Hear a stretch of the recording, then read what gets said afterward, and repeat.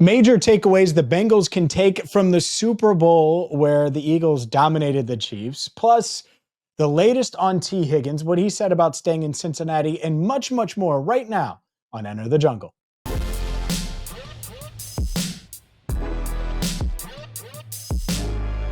Hi again, everyone, and welcome in to Enter the Jungle. He's Andrew Fox Miller. I'm James Rapien. Make sure that you catch us every single Tuesday at 8 Eastern right here on the YouTube channel Cincinnati Bengals Talk, wherever podcasts can be had, whether it's Apple, Spotify, Amazon, and every week as well on the FanDuel Sports Network. And Andrew, let's get into what I think was probably a satisfying Super Bowl for Bengals fans, where the Bengals were certainly rooting against, whether it was Tee Higgins, Jamar Chase, rooting against the Chiefs. And I think most Bengals fans certainly were as well. And they got their wish because the Eagles just kicked the mess out of the Kansas City Chiefs. Did you enjoy Sunday night? More than I expected. If I'd had the choice, I wouldn't have bothered with it. But then as I was watching, I was like, I'm kind of glad I'm watching this. I was not bored. Even though it was a blowout, I don't know what the general audiences think that had no interest in either side. I imagine it'd be a boring game, but it was so lopsided and I was so entertained.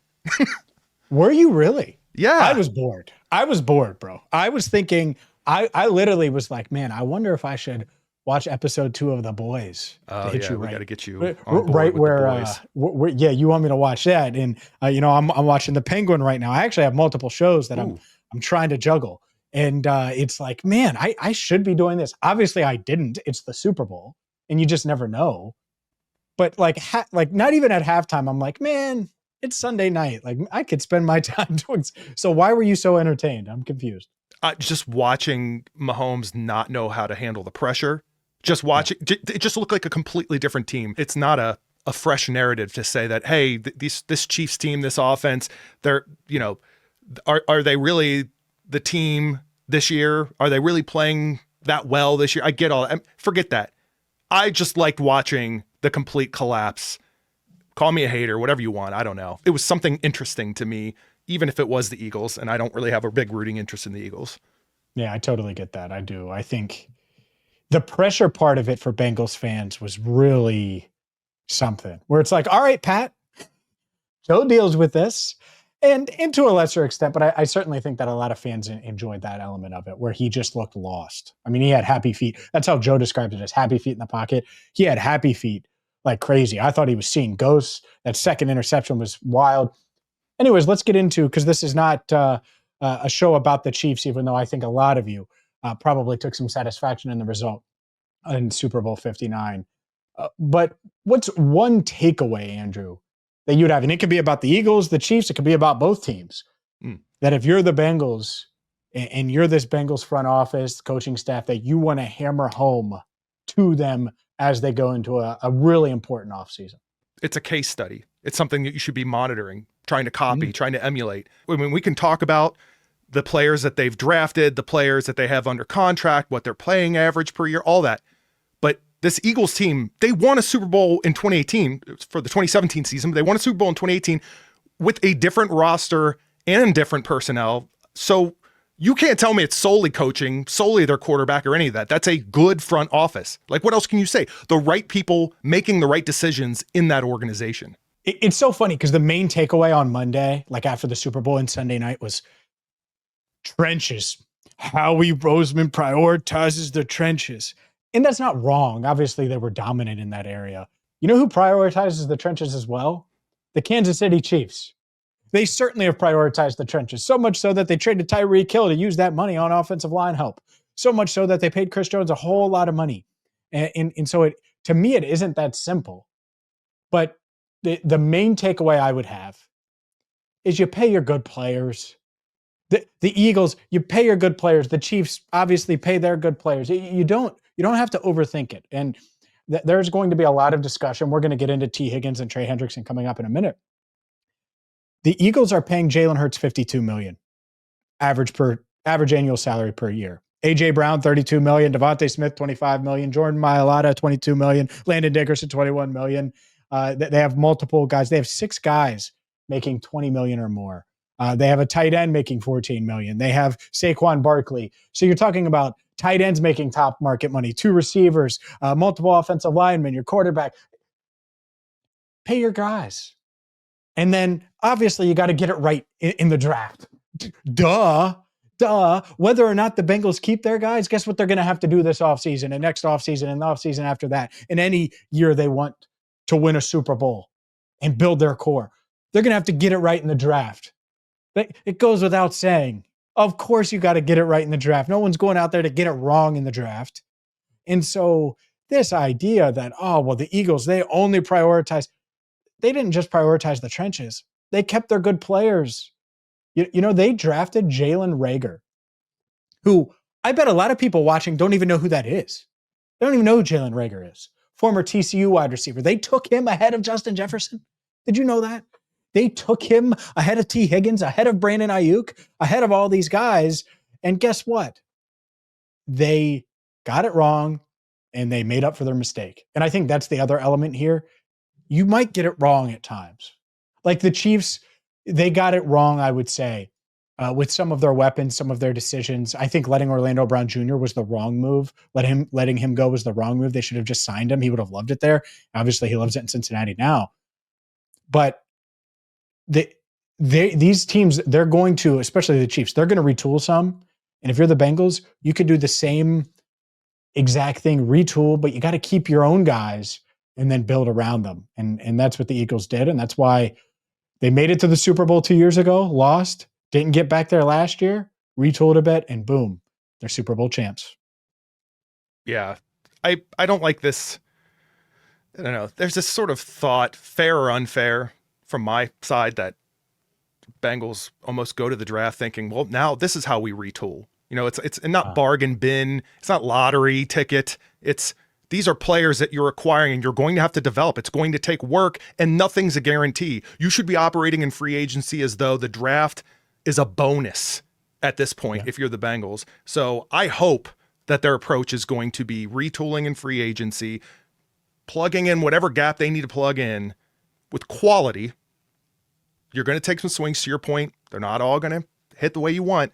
But if you're built appropriately, you can adjust. You could have a Cody Ford filling in for somebody when they're injured, and it's not the end of the world. You're going to be okay in the long run because you're being consistent and you're getting the right people and players. And by the way, all that is to say, I thought your big takeaway was just going to be when Patrick Mahomes dapped up his guys but skipped Samaje Perine. I thought that was going to be Yeah, what is that, man? I don't know. I watched that clip I don't know how many times. Everybody's like, oh no, he might have been busy in his thoughts. He might have been praying something and Patrick Mahomes didn't want to interrupt him. He stood up.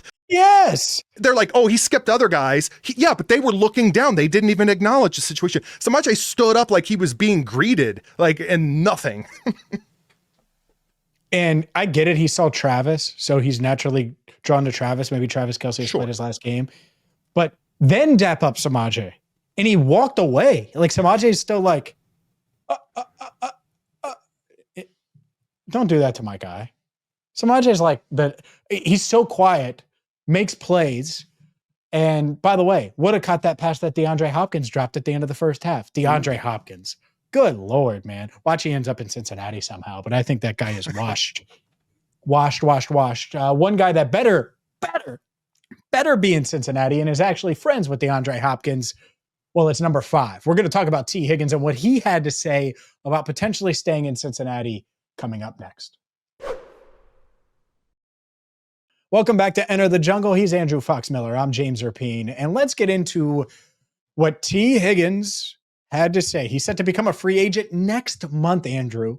If they don't franchise tag him, he becomes a free agent next month.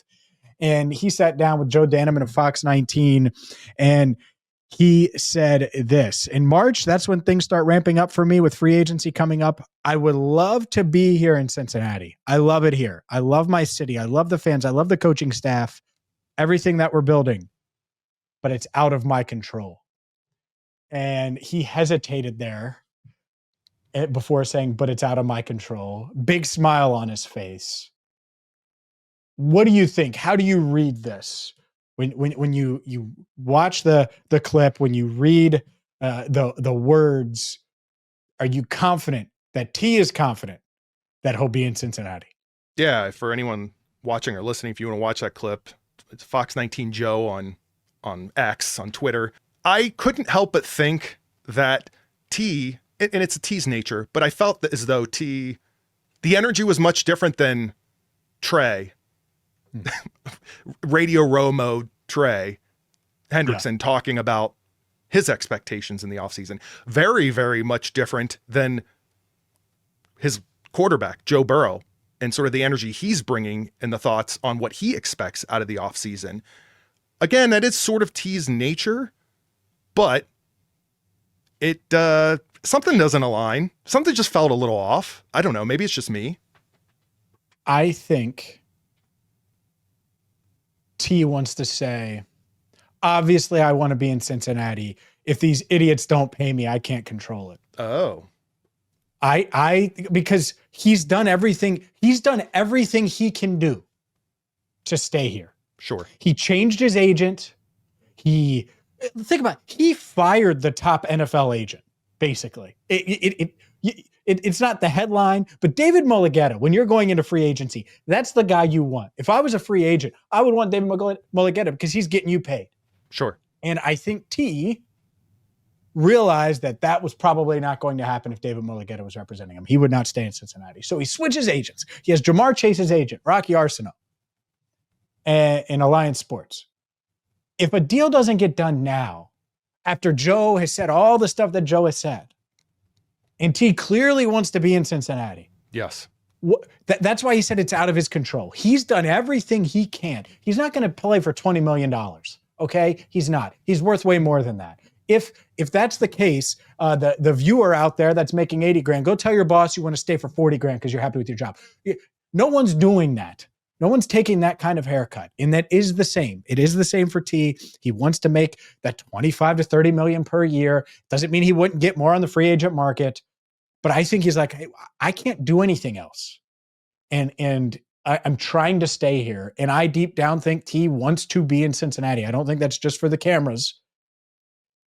Will the front office get it done? That should be the first one, by the way. If we're ranking these, I would get Tee done now. Yeah. You know what Jamar is going to look like. Get Tee done. You talked about that last week, the urgency. Get number 5 done.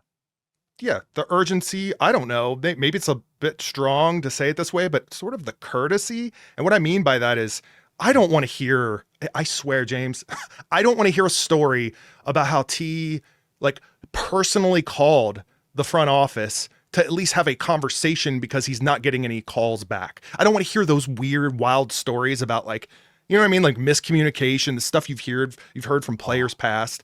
I don't. I can hear it now. Tee Higgins tracked Zach Taylor down at Starbucks on their morning in and had a conversation. Yeah. Tee's got family members picking up the phone and trying to get in touch with people. You know what I mean? This is the stuff. This is the whole, the optics, the whole offseason narrative. It's so gross, man. I cannot deal with this anymore. Tee, hey. I know what you're saying. Cameras on and all that. Everything I've ever heard, every impression I've ever gotten is that Tee truly values being on this team, in this city, loves this fan base, genuinely. And the more you hear it, the more you believe it, the more difficult it is to see him look a bit beaten there. Maybe it caught him in an off moment. We don't really know for sure, but it does feel the energy's not the same, like I said. Or maybe he's just glad Joe's out there speaking up for him. I don't know. I just think he doesn't know. It's the unknown. Yeah. And you don't want to say the wrong thing. I know Tee is very aware of not wanting to say the wrong thing, period. And this is an interesting, he's not under contract like Trey Hendrickson. He's not under contract like Jamar Chase. He's potentially a free agent. And by the way, I said this last week, I'll say it again, and I think it will be the case. If he gets the free agency, and this is kind of a message to the Bengals front office, if he gets the free agency, there's no chance you keep him. It's zero. There is zero chance he will get booked this. I think I set the over-under at 30 million last week. I would say he gets more than A.J. Brown, who's at 32 million with the Eagles. I would not be shocked if he pushes that Justin Jefferson 35 million, if he takes the most money.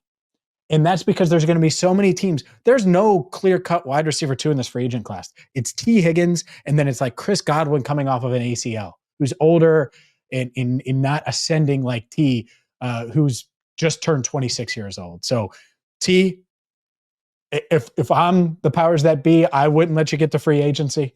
I'm not sure what they'll do. We will certainly have you covered here on Cincinnati Bengals Talk. But from T to Trey, you mentioned Trey and what he said on Radio Row last week. There's also some insider info on what Trey could make it with his next contract. We will get to the Bengals star pass rusher coming up next. Welcome back to Enter the Jungle. I'm James Rapien. He's Andrew Fox Miller. We've talked about Super Bowl 59. We've talked about Tee Higgins. Now let's talk about Trey Hendrickson. Coming out of Super Bowl 59, one of the rumblings, according to ESPN's Jeremy Fowler, is that Trey Hendrickson could command up to $30 million per year. Obviously, he led the NFL in sacks this past season with 17 and a half. He has 35 sacks over the past 2 years and has been by far, I mean, he had half of the Bengals sacks this year, by far their best pass rusher since they signed him prior to the 2021 season. He also basically gave the Bengals an ultimatum when asked about it on Radio Row about his future. Pay me or trade me. And that's my summary, not his, but that's what he wants. We'll see if it gets done. $30 million per. If Trey Hendrickson's representatives say we want $30 million, and if it doesn't start with a 3, no deal, where would you be, Andrew? Because I do think that would put the Bengals in a tough spot. It all comes down to, in either scenario, what's the plan? You sign him. We can't have the same situation we had in the defense last season, obviously. What are you going to do? And I don't know that we can rely on the draft. It hasn't seemed to work out quite the way we would like it to when it comes to the defensive line and the draft. So what are you going to do about the rest of it? For that matter, if you decide not to sign, or you shouldn't even say sign. I mean, look, the reality is he's still under contract for another year. So there's that. But regardless, if you decide to do $30 million a year, the same question applies. I'd love to know the scenario in either one, what they would do with or without a $30 million a year contract. I'd be uncomfortable with it as a fan and knowing what they could be doing with that type of money. I don't know that I'm fully against it. This Week, certainly in the near future, but probably this week, I'll do something on T and on Trey on how I would handle both situations. And that's why you got to hit that subscribe button on the YouTube channel, Cincinnati Bengals Talk. And so because when it comes to Trey, it is unique because he is 30 years old. He's uber productive and he is under contract. He also deserves a raise. I also don't think that he's Myles Garrett. I also don't think that he's Micah Parsons. I don't think that he's the elite of the elite of the elite when it comes to that. It doesn't mean he's not awesome. Of course he is, but there's levels to this. Like Jamar Chase is on another level than Amon-Ra St. Brown. But there could be years where Amon-Ra St. Brown has more receptions than Jamar Chase. See what I mean? Like, of course. And so Trey isn't necessarily Micah. And people are going to say, oh, well, he's been way more productive. Okay, settle down there, champ. And so that's where I would be curious about is how much does he have to push this? Because if I'm the Bengals and you can get him for 25 to 27 million, makes a lot of sense. There is a max number. And at the same time, it's a poor free agent class where, yeah, you can get defensive line help. But do you want to overpay when you can just pay market-ish value for Trey Hendrickson? Hopefully you can just get it done and keep him at that $25 to $28 million range, where I think that's where his market truly is. Now, if he was a free agent, yes, his market would boom, much like I said about Tee Higgins a few minutes ago. Why? Because there's going to be multiple teams pushing for him. Mm-hmm. It's different now because he's under contract, and so that changes it a bit. From everything the Bengals have going on to the chaos, and I mean chaos that could be coming to the AFC North. We'll get to that coming up next. Could Aaron Rodgers be coming to the division? Welcome back to Enter the Jungle. He's Andrew Fox Miller. I'm James Rapien. Aaron Rodgers is someone that if you look across the league, 2 AFC North teams are mentioned for his services with the Jets set to move on. The Steelers and the Browns. We don't need to get into the odds and the possibility of it happening. This is Cincinnati Bengals talk. This is not AFC North talk or Browns or Steelers. But as a Bengals fan, Andrew, which team, which landing spot for Aaron Rodgers, the future Hall of Famer, would concern you more? Concern me. Pittsburgh would concern me. I'm here in this scenario. If I got to pick one of them, I'm signing up for the entertainment, James, and it's got to be Cleveland for the pure entertainment if that were to happen. I don't even think Rodgers would do that. You know, he's kind of picking whether or not he's going to retire at the end of the day, and I don't know that you're going to play another year in this league with the Cleveland Browns right now. But with that said, if it happens, sign me up. Give me that Netflix original. Oh, you could totally see. Oh, come on now. You could totally see the big play guys buying into Aaron Rodgers, Devontae Adams, Jerry Jeudy. They convinced Myles Garrett to stay, even though Myles should get the hell out of Cleveland. Like, you could totally see that. Like, it's their consolation for not keeping Flacco around. and they'd be like, oh, and Watson, his rehab, he can be Aaron Rodgers back. All right. No, I'm just kidding. I don't think anyone in Cleveland is in on that train. But yeah, I think the structure of Pittsburgh and the possibility, like Aaron Rodgers himself isn't scary anymore. But let's say the Steelers do get a Tee Higgins. Well, that sucks. That would suck if Aaron Rodgers is throwing him the ball in Pittsburgh with that defense and that mindset and structure. So yeah, I think that would be the better landing spot for Aaron, the worst a worse outcome for the Cincinnati Bengals. The point is, this offseason could be wild. We're obviously going to have you covered, whether it's Tee Higgins, Trey Hendrickson, Jamar Chase, or anything Bengals on the YouTube channel, Cincinnati Bengals Talk. Catch us every single Tuesday at 8 Eastern right here. And for Andrew Fox Miller, I'm James Rapien. Thank you so much for watching. Enter the jungle.